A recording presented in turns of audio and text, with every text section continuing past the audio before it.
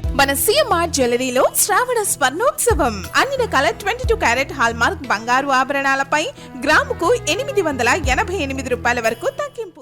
AE Nookaraju కుటుంబం ఆత్మహత్య చేసుకోవడానికి ప్రధాన కారకుడైన సాదిక్ ఖాన్ ను పోలీసులు మీరట్లో అదుపులోకి తీసుకున్నారు. గత 5 రోజులుగా సాదిక్ కోసం వివిధ ప్రాంతాల్లో 8 పోలీస్ బృందాలు గాలించాయి. రేపు రాజమండ్రి 2 టౌన్ లేదా కాకినాడ రూరల్ సర్పవరం పిఎస్లకు సాదిక్ ను తీసుకువచ్చే అవకాశం ఉంది.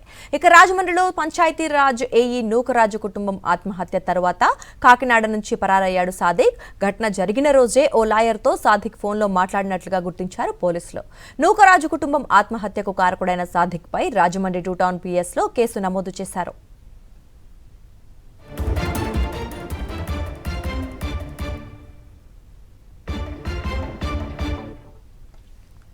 ఇక ఇదే అంశానికి సంబంధించి మరిన్ని అప్డేట్స్ కాకినాడ నుంచి మా కరెస్పాండెంట్ రాజు అందిస్తారు.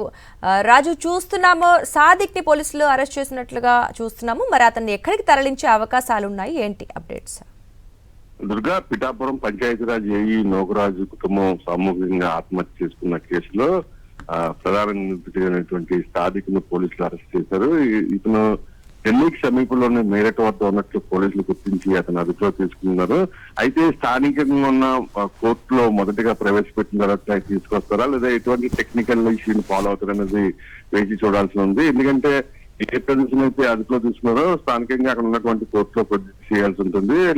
ఆ తర్వాత అతన్ని రోడ్డు మార్గం ద్వారా కాకినాడ లేదా రాజమండ్రికి కానీ తీసుకొస్తారని చెప్పి పోలీసు అధికారులు చెప్తున్నారు.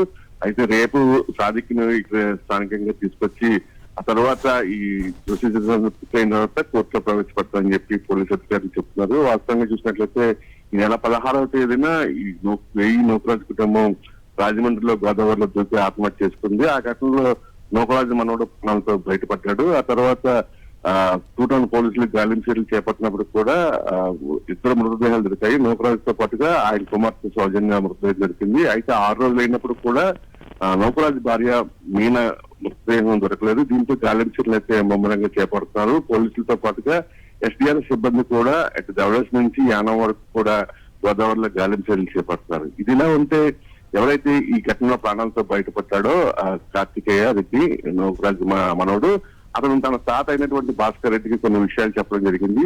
ఆ సూసైడ్ చేసుకోక ముందు తన తల్లిదండ్రులు చెప్పిన విషయాలతో పాటుగా అంతకు ముందు అంటే దాదాపు తన తండ్రి చచ్చిపోయిన 2 నెలల తర్వాత ఇలాంటి ఘటనలు జరిగాయనేది కూడా స్పష్టం చేయడం జరిగింది.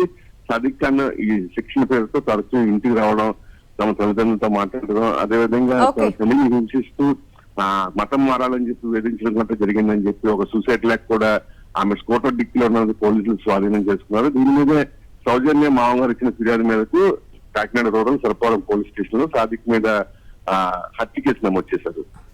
Okay, right. Thank you Raju.